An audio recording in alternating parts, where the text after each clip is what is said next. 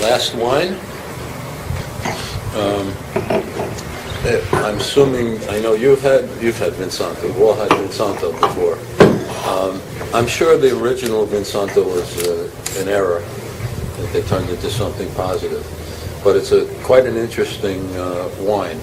We use, as I said, grapes that used to be used in the blending of Chianti. We had Trebbiano and Malvasia were the whites that we put into our Chianti 25 years ago, and some Caniolo. And it's this, we don't even, our vineyards are manicured and plowed over and everything. This vineyard, just leave it. It's gnarly, old. I don't even know if this wine, at some point the vines will be too old. We may not be able to make this wine because there's been no plans to plant those grapes again. We may do it, but these are probably 70 and 80-year-old vines. And we pick them together. We lay them out on mats the way you would lay out Amarone grapes. Pick them in mid-October. They lay out till about mid-December. The real key is to, and the science of today allows you to do it with what they call a refractometer to judge the sugar in the wine and the acidity in the wine, in the grape, the juice, so that you have to crush at the right time.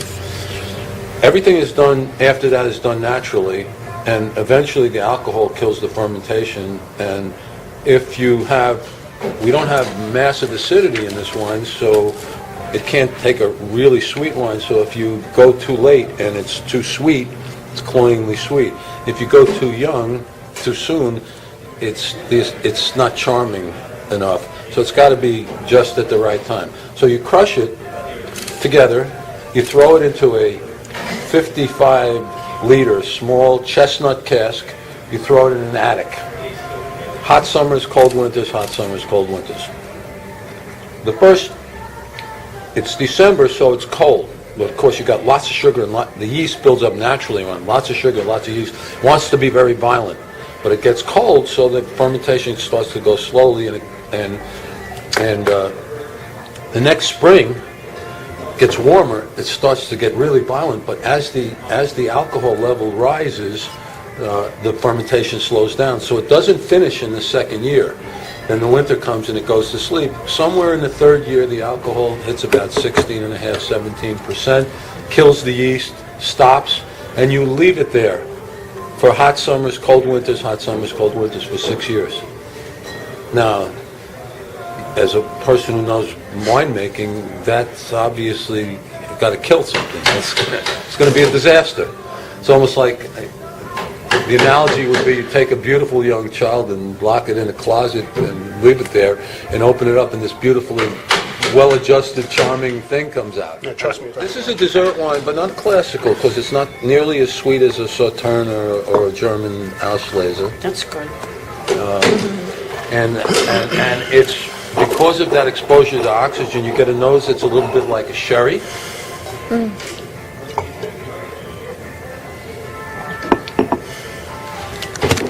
It nose like a Roman. Normally I pair this with nuts and dried fruit and a little bit of cheese, but I think it will go very well with the fruit and the truffle cheese. Truffle cheese. Now this is a cheese that's infused with truffle.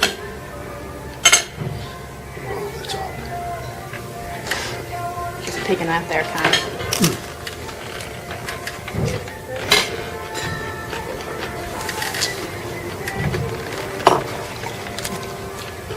We have just produced, which will offer a Vermentino from Bulgari. But it will be coming under the Viticcio name. Interestingly, the family owns the Viticcio name and property. We're partners in the Bulgari estate. So if we would have produced the wine under the Agrippi label, it would be only half ours. Yeah. And so the land down there is ours, so we decided to make it under the Viticcio name. That's really outstanding. As I said earlier,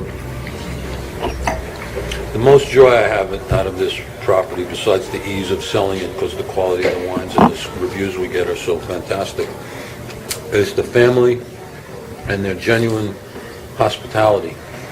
They don't have, when you have a property that's worth 20-something million dollars, you obviously are somewhat wealthy because you own that. But when you're reinvesting everything into the vineyards, and you don't live wealthy at all. They live very incredibly simply. And when you go there and you stay there, on Saturday when they're changing, the whole family is helping to get the rooms changed and everything like that.